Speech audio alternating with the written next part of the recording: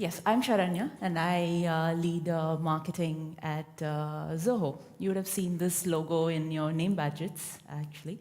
So Zoho is a cloud company that offers about 40 different software products for running the entire business online.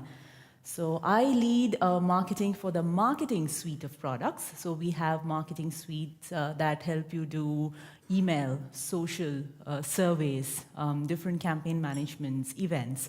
So I lead the marketing for this suite of products. So that sort of puts me in a very difficult situation, difficult or rather different situation, because at times, I am the marketer. I am the marketer for the marketing products, and at the same time, I am the the audience who consumes the messages that I receive from all of this. So there is a marketer versus the audience sort of a role that I put on, and this gives me a very unique perspective, of how marketing needs to be done, and how things are changing. So product marketing, or digital marketing rather, is quite dynamic now, and there are a lot of changes. So a quick look at what I would be sharing. So I would be sharing experiences from how I have been doing digital marketing over the last decade or so. And this is a quick look at what I would be sharing. So some look at how it was before, some time back, some challenges, because my digital marketing certainly has a lot of challenges, but these challenges also drive a lot of opportunities for us in the current day. So that's what I would be sharing. So about 2009, 8, 9, let's say about 10 years ago, a typical product marketing plan used to look like this for me. So it used to be very simple. Let's say we had to put out, put out a release or a product. It was quite simple. You take this checklist, you check if all of these are done, and marketing seemed to be done. It was simple. There was a pattern in all that you see. So if we had this done, we had a sense of achievement. Okay, great. We have done this, and the product is out there in the market, and we'll just wait for the results now. But all of these, if you look at it, there was a pattern. And in marketing, this pattern is derived from the buyer behavior. So there was a pattern in the buyer behavior as well. And it used to be like this. So people used to come from the awareness stage and then slowly move to the multiple stages and then go to the buying stage, where sales comes in and they pitch in their efforts and we make the sale. So this was the typical buyer behavior some time back. And here again, there was a pattern. So if you could write messages, if we could make sure that our campaigns or the messages are there for every stage in this pattern, we are sure to move people from the first stage to the last. And then we wait for the results. We see how many people came at each stage, and then we look at how many people converted or became our customers. So this was the pattern, and this was the pattern that led to the marketing activities pattern. But during all this time, this I was talking about a few years ago. That is about, let's say, about 2008, 9, 10, but a decade ago. So there was something happening, and in fact, I just heard Almitra, speak about it as well. The internet was then a luxury, and now it is a necessity. So this disruption was happening, and everything was going digital, including, I remember a time in 2010, 11, and people used to say, I planned my entire wedding on the internet. So this was happening. Everything was being done on the internet. So this, in fact, changed a lot of things around. And like Malcolm Gladwell says, it reached a point where it just spread like wildfire. So this had a huge impact, a really huge impact on the way digital marketing was being done. So there was that point where things changed, and what we believed the buyer behavior to be this turned to this. So now this is what holds. So now you don't have the pattern. people come from all different areas. They just come into your website, they come from different event areas, they come from word of mouth, they come from different review sites. So that's how important digital marketing has become, and that's how difficult, I wouldn't say difficult, that's how expansive buyer behavior has become. So as a single marketer, how do you keep track of all of this? How do you make sure that you are there when every person or every buyer comes in from each of these touch points? And this is what buyer behavior, or this is what marketers today need to understand or need to look up instead of the usual pattern. So when we had the pattern, it was very clear. We could predict how things used to go. There was planning, and there was some level of consistency as well. But then, when the disruption happened, when everything became digital, buyer behavior changed a bit. So when people coming in from different areas, people obviously became more informative. I mean, how many of us, wait for the sales team or the marketing team from a company to tell us what their product or service does? We make sure that we do our research on the internet before buying any product or service. So buyers today, no matter what you're selling, product, service, no matter what you're selling, buyers today are extremely informative. And personalized messages. If a message does not feel like it's written for me or written for the problems, the business problems that I'm facing, I'm definitely not going to be reading all of that or consuming that.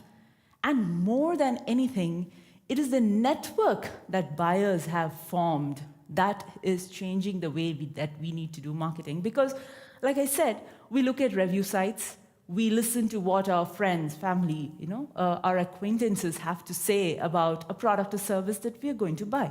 So buyers have formed a network of their own. So these are what the typical buyer behavior looks like today. And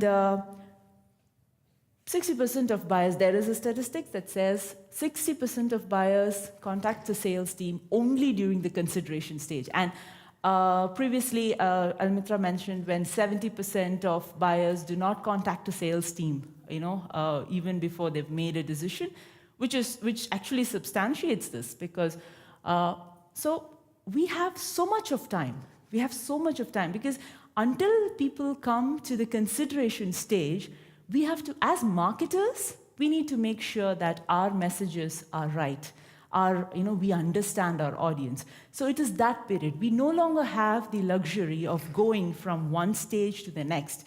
So we have to make sure that the right messages and the right personalized messages are put out for all our buyers out there so that we can drive sales. So this brings us to some of the, the challenges that we have with buyer behavior. That includes attention span. Attention span is really minimal, 8 to 10 seconds maximum. If you're not able to keep a person attentive, there is no point. Targeted content, because we can't put a one message fits all type of content out there. That's not going to work either. And with messages without emotions, because again, if it is not written for me, if a message does not talk to me, that message is not going to work with me as well. So we are marketers. Imagine sitting in front of a system, in front of your laptop or your computer in some part of the world and trying to understand all of this for your buyers sitting everywhere. So that is the sort of challenge that we are facing. Plus, we don't have a pattern of buyer behavior anymore. So these are the challenges that come out with the current day digital marketing trends, where people come from all over, where buyers are extremely informative. So let's go back to this and let's look at the different areas or different touch points from which people come in. They come from for digital marketing, obviously the websites, the different webinars that you do, or the different word of mouth activities, or different review sites, or user guides or help guides that you put out. So there are multiple opportunities out there to put out about your product or service on the internet if you're running one. So So today, we have to create those unique experiences. Unique experiences because with so many touch points around, the first touch point and the experiences beyond that is what will define if a buyer is going to become your customer. So marketing today is about creating those very unique experiences from the very first touch point. And that includes, so we need to understand where they're coming in from. And for each touch point, we need to create that unique experience. So for example, I can give you an example at Zoho itself. So Zoho has 40 different products. And in each space of business, we started doing a lot of webinars and we saw the benefit from such webinars. But the people who used to come to these webinars came from different places. They came from different backgrounds. They came from different personas. They may be a Zoho customer, but they may not have. So we have that challenge. We have 40 products. They may come for the product A, and they may not know about 39 different products. So we have to create that touch point or that experience for every touch point that they came in from. So especially for these webinars, we had to create messages unique. First, understand the persona. Understand who is coming from where, and then create extremely unique messages for each of those touch points or each of those webinars, and that's what we did. Our list size or the number of people would have been very minimal, but the effects were better. So that's one example of how we did this in Zoho. And so creating unique experiences, like I was just mentioning, it requires these personalized messages and individualized execution. So how do you make it, how do you write a one-for-all message and yet make it sound like it is, it is just unique for that particular person? So this is the challenge that we as marketers are facing. We have technologies that are helping us with understanding all of this, but creating those messages or personalized campaigns and yet finding that balance of being spam-free, that's where we as marketers have to focus on. So for today's buyer behavior and today's audience, this is exactly what we require. And coming from a background of marketing and of the different channels, the channel that I found to be very effective, especially in the small and medium business segment, has been email marketing. Extremely effective, and a lot of you, and most of you as marketers would definitely know it. How many of you do email marketing for your customers? Yeah, there's quite a number, because in fact, when you think about marketing, that's the digital marketing especially, that's the first channel that comes to anybody's mind. That is extremely simple and has good results if done effectively. And marketing automation. This, of course, goes without saying, because without that, we are not going to understand those individual personas. So that we need marketing automation and the different channels that might work for you. For Zoho, email marketing worked for a number of our products, and we use that in tandem with marketing automation so that we can create those personalized messages and understand the personas before putting out all our campaigns and messages. Now I'll talk a bit about email marketing and and share some experiences about how email marketing helped us. So, of course, the inbox is next to our search engines now. Look at your inbox. You will have messages from the brands that you would want to receive messages from. You would have that. So if you go around and look for preferences or search for preferences in your inbox, you'll find content there, because you hold that content in your inbox.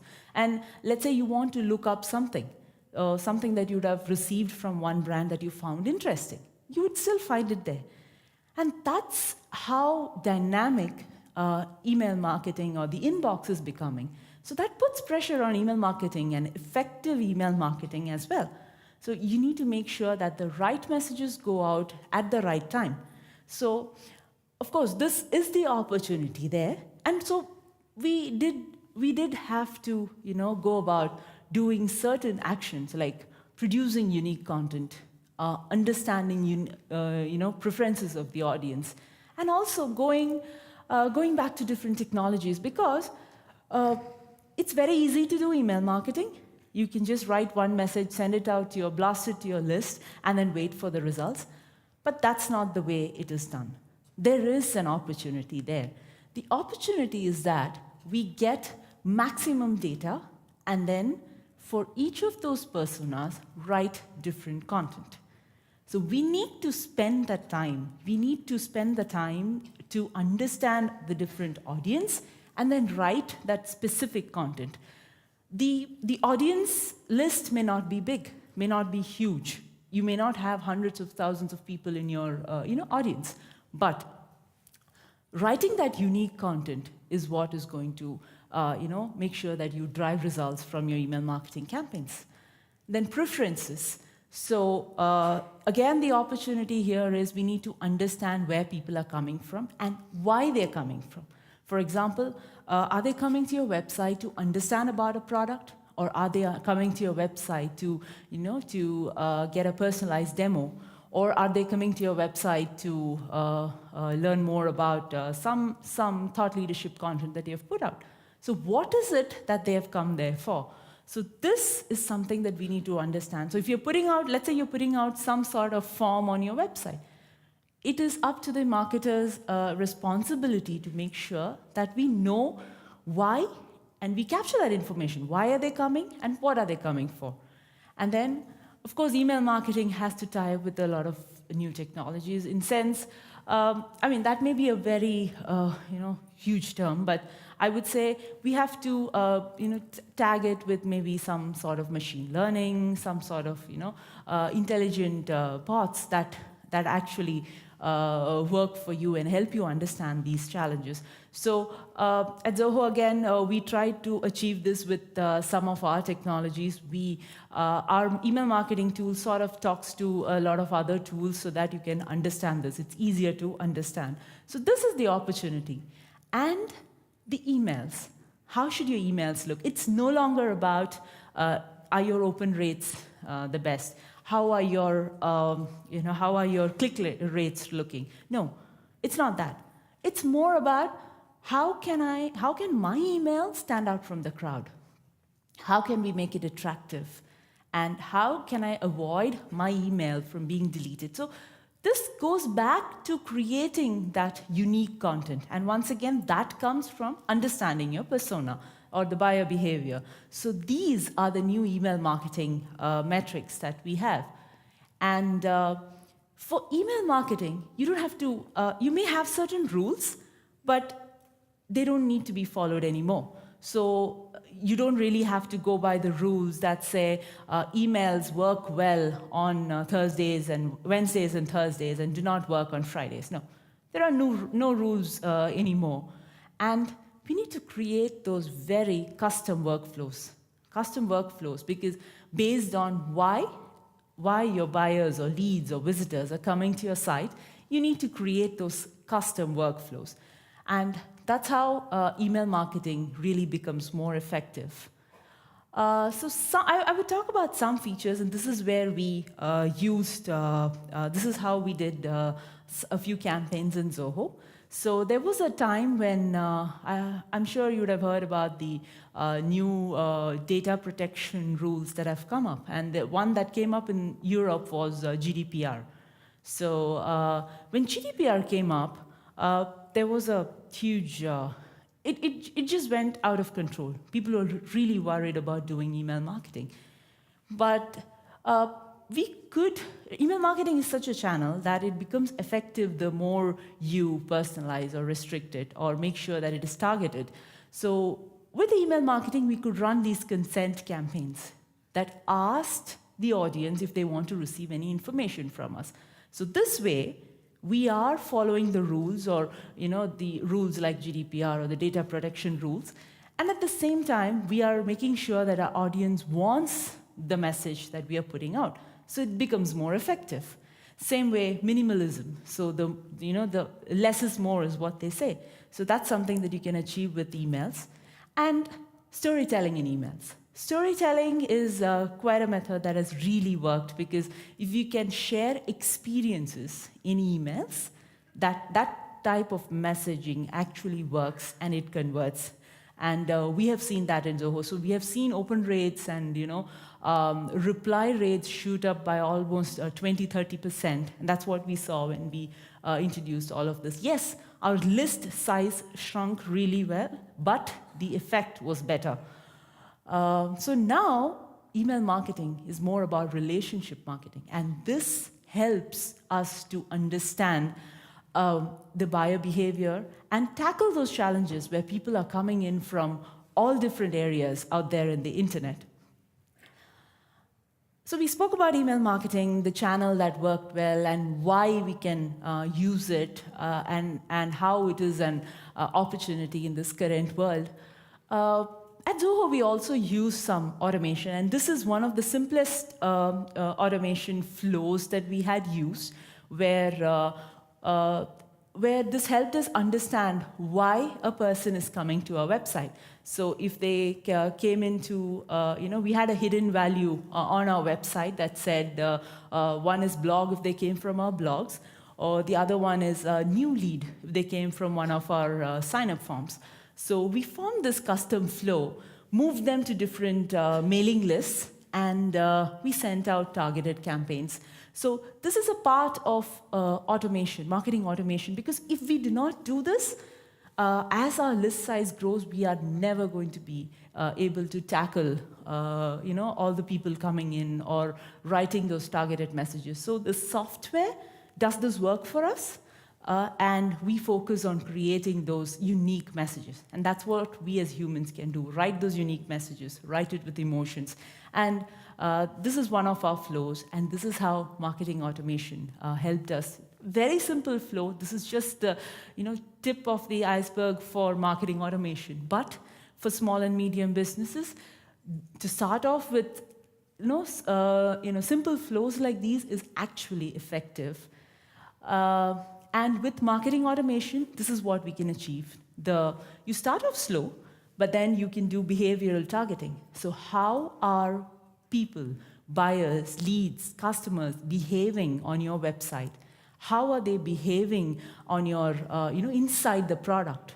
So are they clicking on all the links there? What are the types of links that they are actually clicking?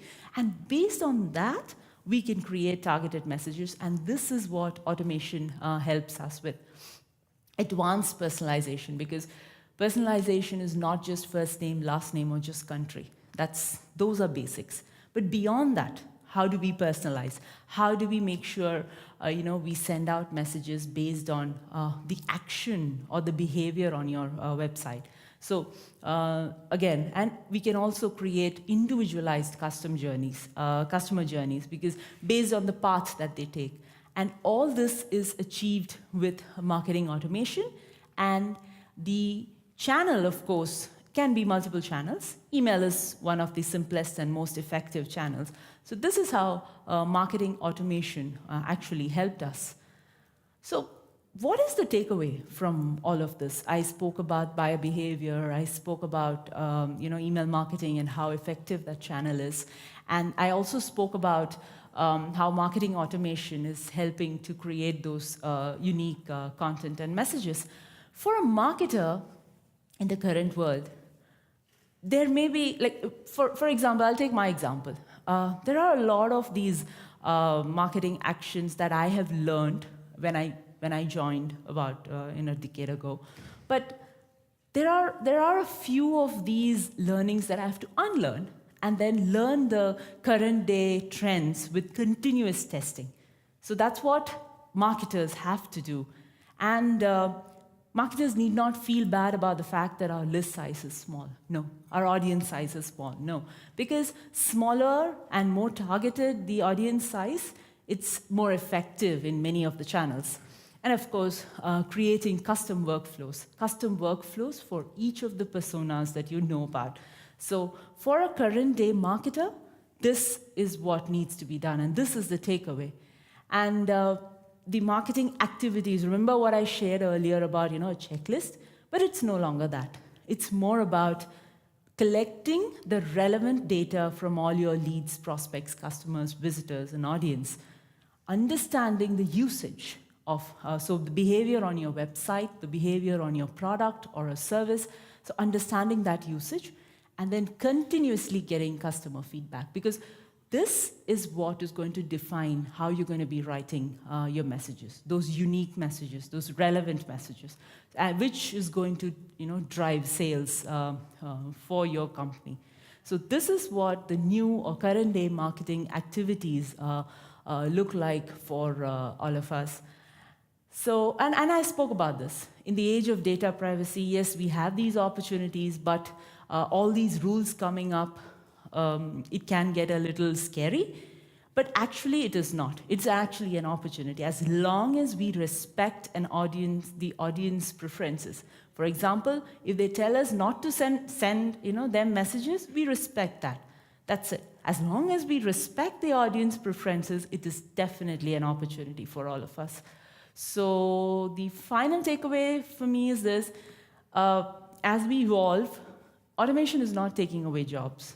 It's actually giving us a lot more time to focus on the more important things, because software cannot create those messages with emotions that we as humans have to do.